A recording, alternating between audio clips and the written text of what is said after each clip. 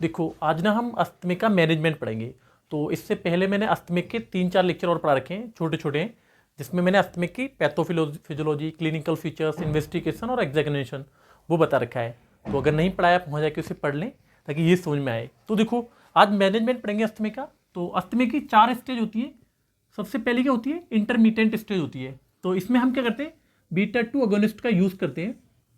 तो ये 2 प्रकार का होता है, एक तो शॉर्ट एक्टिंग बीटा 2 अगोनिस्ट होता है और एक होता है लॉन्ग एक्टिंग बीटा 2 अगोनिस्ट। तो शॉर्ट एक्टिंग बीटा 2 अगोनिस्ट में साल्बिटोमोल आती है, टर्बिटोलिन आती है और एल्ब्यूट्रॉल होता है। ठीक है, तो ये क्या है, क्विक रिलीफ मेडिसिन है, यानी कि जब भी तुम्हें जरूरत पड़ेगी हाथ के हाथ आराम दे देगी ये। तो इसमें क्या होता है, जैसे एक पफ यानी कि तुम्हें मीटर डोज होते हैं इनहेलर, तो अगर एक पफ का आप यूज़ करेंगे तो लगभग इतनी यानी कि 90 माइक्रोग्राम ड्रग्स क्या होगी तुम्हारे अंदर चली जाएगी। तो लगभग हम 2 से 4 पफ का यूज़ करते हैं जैसे जैसे हमें नीड होती है। ठीक है, तो देखो यानी कि जो short acting beta 2 अगेनिस्ट intermediate stage में हम यूज़ कब करेंगे, तो थोड़ा सा मैंने लिख रखा है, जब आपको ज़रूरत हो तभी आप यूज़ करते हैं इसकी, यानी कि इंटरमीडिएट स्टेज में। जैसे मान लो आपको सांस लेने में दिक्कत होने रही है, ठीक है, तो आप इसका यूज़ करें। यूज़ करने से पहले इनहेलर को ना अच्छे से हिला लें, यानी कि ताकि दवाई जो है मिल जाए अच्छे से। और इनहेलर को जब यूज़ करेंगे तो एक्सपायरेशन के दौरान यूज़ नहीं करना है।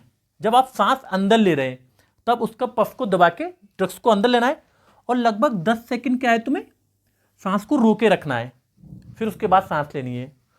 एक और जो इंटरमीडिएट स्टेज होती है, इसमें हमें डेली थेरेपी की ज़रूरत नहीं पड़ती, यानी कि जब हमें ज़रूरत लगे कि हमारी सांस फूल रही है या सांस लेने में दिक्कत हो रही है तभी हम क्या करते हैं, यूज़ करते हैं। अब इंटरमीडिएट स्टेज को कैसे पहचानेंगे, मेरी वीडियो पढ़िए अस्थमा स्टेज पे, वहाँ पे आराम से पता चल जाएगा आपको।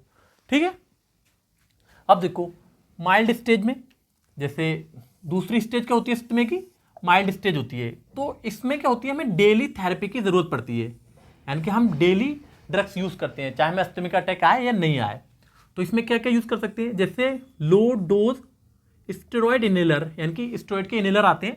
इसमें स्टेरॉयड के नाम अलग अलग होते हैं, जैसे ब्यूडेसिनॉइड। ठीक है, तो लगभग हमें इतना यूज़ करना है, 100 से 200 micrograms.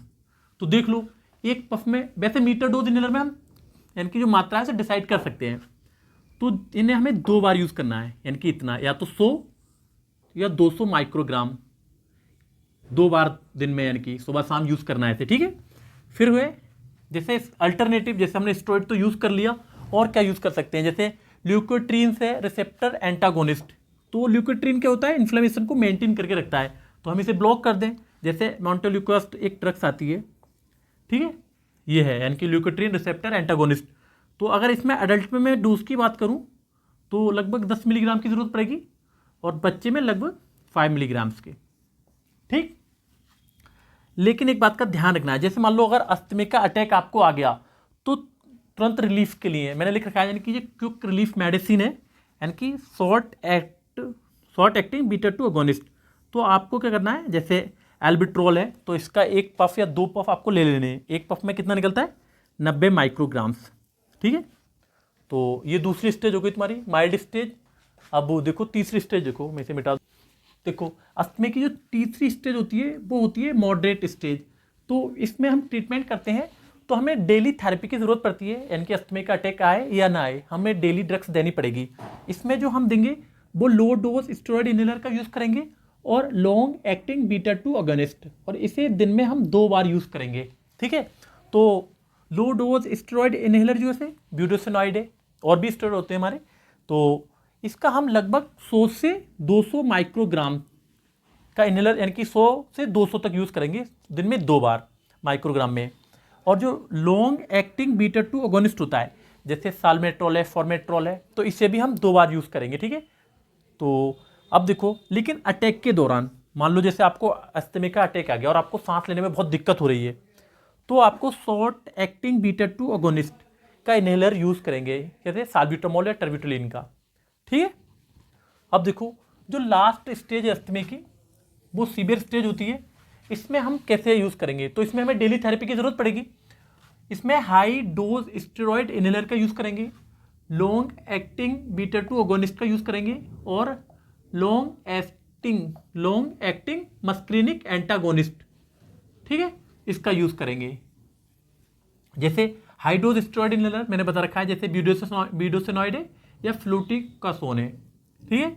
Long acting beta 2 agonist जैसे साल्मेट्रोल है, फॉर्मेट्रोल है तुम्हारा, या लॉन्ग एक्टिंग मस्क्रीनिक एंटागोनिस्ट यानी कि जो एसिटिल कोलिन के अगेंस्ट काम करती है, जैसे इप्रोट्रोपियम ब्रोमाइड है या टियोट्रोपियम ब्रोमाइड, ठीक। एक तो ये वाला फॉर्मूला हो गया, आप इसे यूज कर लें, ठीक। और सेकंड फॉर्मूला तुम्हारा होता है ये वाला, यानी कि high dose steroid inhaler, long acting beta 2 agonist और थियोफाइलिन, यानी कि तुमने देखा होगा थियोफाइलिन डेरिफाइलिन के खूब इंजेक्शन लगाते हैं गांव में लोग, और ल्यूकोट्रीन इनहिबिटर, ठीक है, ये यूज कर सकते हैं आप, जैसे मोंटेलुकास, ये क्या है मोंटेलुकास, ठीक है। लेकिन ड्यूरिंग अटैक्स, अगर मान लो दवाई खाने के दौरान भी अगर से अटैक आ गया पेशेंट को, तो आप तुरंत रिलीफ के लिए, यानी कि उसे हाथ के हाथ आराम हो जाए, तब आप शॉर्ट एक्टिंग बीटा 2 अगोनिस्ट का इनहेलर यूज करते हैं, ठीक है। तो ये तुम्हारा क्या हुआ, अस्थमा का मैनेजमेंट हो गया। अब देखो एक चीज़ का तुम्हें और ध्यान रखना है, जैसे मैं देखो अस्थमा के पेशेंट में आपको एक चीज़ का और ध्यान रखना है, जैसे मान लो वो कोई ड्रग्स यूज़ कर रहा है, जैसे बीटा ब्लॉकर्स यूज़ करता है, एटिनोनॉल है, मेटाप्रोलोल है, तो अस्थमा के पेशेंट में वो यूज़ नहीं करनी है। एक दूसरा, आपको एनसेड यूज़ नहीं करनी है, जैसे दर्द की गोलियाँ होती है, तुमने देखा होगा ब्रूफेन है, एस्प्रिन, डिस्प्रिन, तो आपको ये यूज़ नहीं करना है। एलर्जन से आपको बचना है, जैसे मान लो धूल है, इन चीज़ों से बचना है। स्मोकिंग नहीं करनी है, अस्थमा के पेशेंट वाले को बहुत नुकसान देती है, स्मोकिंग से आपको दूर रहना है। और जैसे मौसम चेंज होता है, जैसे मान लो ठंड में एक साथ अचानक से नहीं जाना, स्ट्रेस वगैरह से दूर रहना है, ठीक है। तो इस चीज़ का आपको ध्यान रखना है, और मैनेजमेंट मैंने आपको बता ही रखा है। थैंक यू देखने के लिए, और चैनल को सब्सक्राइब करें और ज़्यादा से ज़्यादा लोगों को शेयर करें, ताकि उसका ज़्यादा से ज़्यादा लोग फ़ायदा उठाएं। Thank you.